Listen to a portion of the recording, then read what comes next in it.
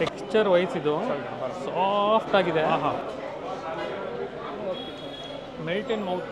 ನಮ್ಮ 70 ವರ್ಷ ಹಳೆ ಹೋಟ್ಲ್ಗಳು ನಮ್ಮದು.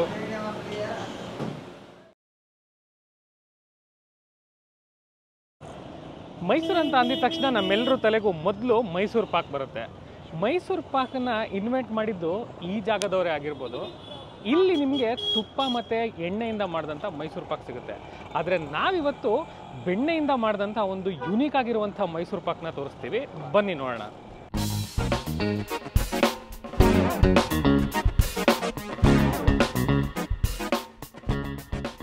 ನಾವಿವಾಗ ಮೈಸೂರಿನ ಸಯಾಜಿರಾವ್ ರಸ್ತೆಯಲ್ಲಿದ್ದೀವಿ.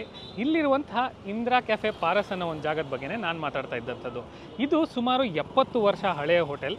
ಇಲ್ಲಿ ಸಿಗುವಂತಹ ಬಟರ್ ಮೈಸೂರು ಪಾಕ್ಗೆ ತುಂಬಾ ಬೇಡಿಕೆ ಇದೆ. ಬನ್ನಿ ಅದ್ರ ಬಗ್ಗೆ ಹೆಚ್ಚಿಗೆ ತಿಳ್ಕೊಳ್ಳೋಣ.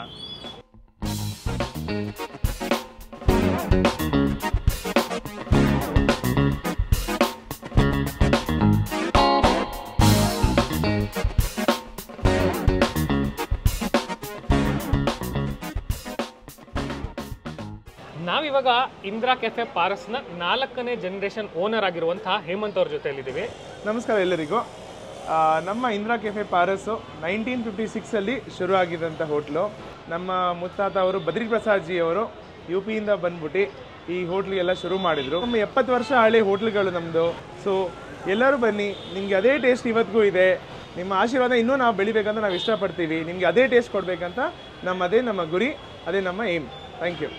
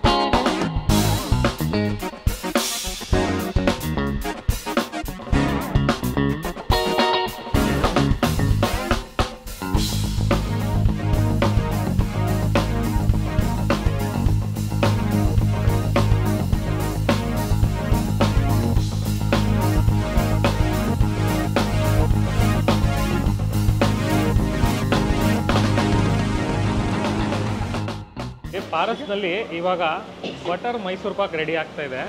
ಇಲ್ಲಿ ನಂದಿನಿಯಿಂದ ಬೆಣ್ಣೆ ತರಿಸಿ ಆ ಬೆಣ್ಣೆನ ಲೈಟಾಗಿ ಕಾಯಿಸ್ಬಿಟ್ಟು ಮೈಸೂರು ಪಾಕ್ ಮಾಡೋದಕ್ಕೆ ಯೂಸ್ ಮಾಡ್ತಾರೆ. ಇದು ರೆಡಿ ಆಗಲಿ, ಬಿಸಿಯಾಗಿರೋ ಮೈಸೂರು ಪಾಕ್ನ ಟ್ರೈ ಮಾಡೋಣ ಹೇಗಿದೆ ಅಂತ ನಿಮ್ಗೆ ಹೇಳ್ತೀನಿ. ಸರ್, ಒಂದು ಬಟರ್ ಮೈಸೂರು ಪಾಕ್ ಕೊಡಿ. ಎಷ್ಟು ಇದು ಒಂದು ಪೀಸು? 35 ರುಪೀಸ್. ಒಂದು ಬಟರ್ ಮೈಸೂರು ಪಾಕ್ ತೊಗೊಂಡಿದ್ದೀವಿ, 35 ರೂಪಾಯಿ ಇದ್ರ ಬೆಲೆ. ಇದ್ರ ಮೇಕಿಂಗ್ ನೀವು ನೋಡಿದ್ರೆ ಇವಾಗ ಇದನ್ನ ಟೇಸ್ಟ್ ಮಾಡೋಣ ಹೇಗಿದೆ ಅಂತ ನೋಡೋಣ. ಟೆಕ್ಸ್ಚರ್ ವೈಸ್ ಇದು ಮೇಲ್ಗಡೆ ಆಗಿದೆ. ಬಾದಾಮಿ ಸಣ್ಣ ಸಣ್ಣ ಪೀಸ್ ಕಟ್ ಮಾಡಿ ಹಾಕಿದ್ದಾರೆ. ಟೇಸ್ಟ್ ಮಾಡೋಣ ಇದನ್ನ ಹೇಗಿದೆ ನೋಡೋಣ. ನನಗೆ ಮೈಸೂರು ಪಾಕ್ ಅಂದರೆ ನಂಗೆ ತುಂಬ ಇಷ್ಟ. ಆಹಾ, ಮೆಲ್ಟ್ ಇನ್ ಮೌತ್. ಡೆಫಿನೆಟ್ಲಿ ಸಕ್ಕತ್ತಾಗಿದೆ ಇದು. ನಾನು ತುಪ್ಪದ ಮೈಸೂರು ಪಾಕ್ ತಿಂದಿದ್ದೀನಿ ಮತ್ತು ಡಾಲ್ಡಾದು ಮೈಸೂರು ಪಾಕ್ ತಿಂದಿದ್ದೀನಿ. This is one of the best versions of Mysore pak that I have had till date. ಮೈಸೂರಿಗೆ ಬಂದಾಗ ಇಂದಿರಾ ಕೆಫೆ ಪಾರಸ್ಗೆ ಬನ್ನಿ. ಇಲ್ಲಿಯ ಬಟರ್ ಮೈಸೂರು ಪಾಕ್ನ ತಪ್ಪದೇ ತೊಗೊಳ್ಳಿ, ಡೆಫಿನೆಟ್ಲಿ ಇಷ್ಟಪಟ್ಟೆ ಪಡ್ತೀರಾ.